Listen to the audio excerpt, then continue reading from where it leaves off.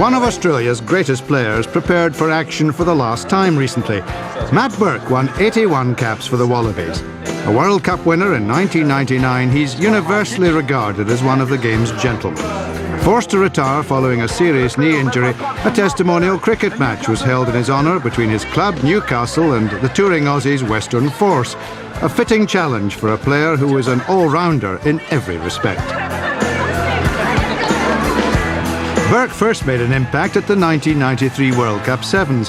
He was drafted in after starring for the Australian schoolboy side, and playing with some star names was a huge adventure for the youngster from Carlingford. The blokes we did have was Liner and Campese. They were sort of the two big guys. And so to be amongst them was a great thrill. I mean, these are the guys that you sort of worked out that were, you know, the top echelon of Australian rugby.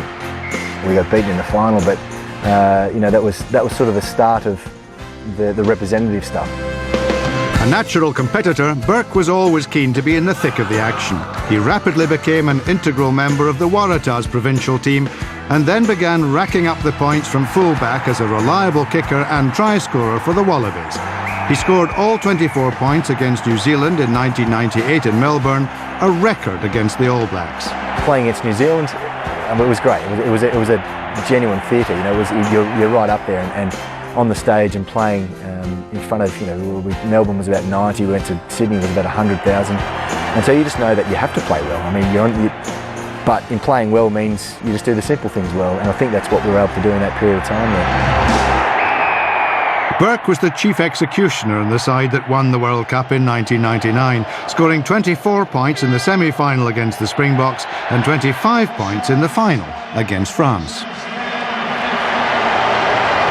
Typically, he attributes the side's success to good old Australian mateship. I think the team as a whole got on really well, so there was a great camaraderie amongst that, and that we've got a great picture at home of that last sort of, you know, final sort of, you know, hurrah, with all the guys in the suits who didn't play are still as much enjoying it as the guys that played on the day. So I think that was a big part of it. You know, that we're all a great bunch of teammates, I suppose you'd call it. Further success came against the Lions in 2001, but a succession of injuries then took their toll.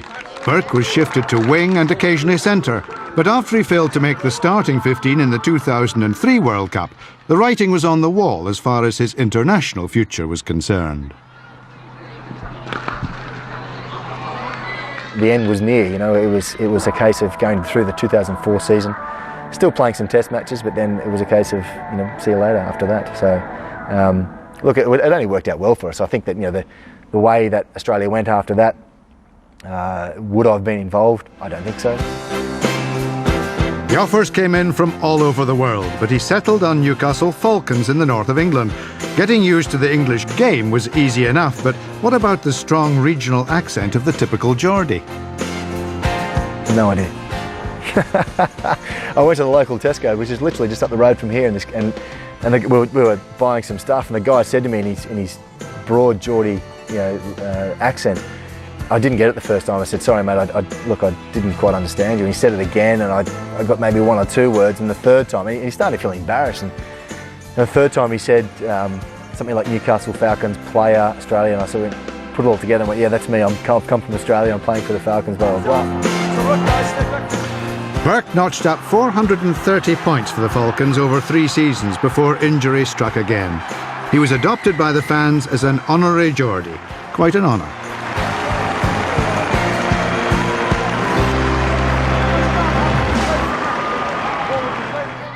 He's now heading back to Sydney with his young family for the next chapter of his life. And whatever the future holds, it's been an impressive innings. When I first got in a couple of, you know, representative teams, it was all about camaraderie, getting a free pair of boots and maybe a trip away somewhere, either on a bus to Queensland or a plane to the UK. And I think in the end of it, that was what it was. It was just a fun time. I was fortunate enough to play a game that turned professional and get paid for it. But, you know, playing a hobby for a living, I mean, you can't do any better than that.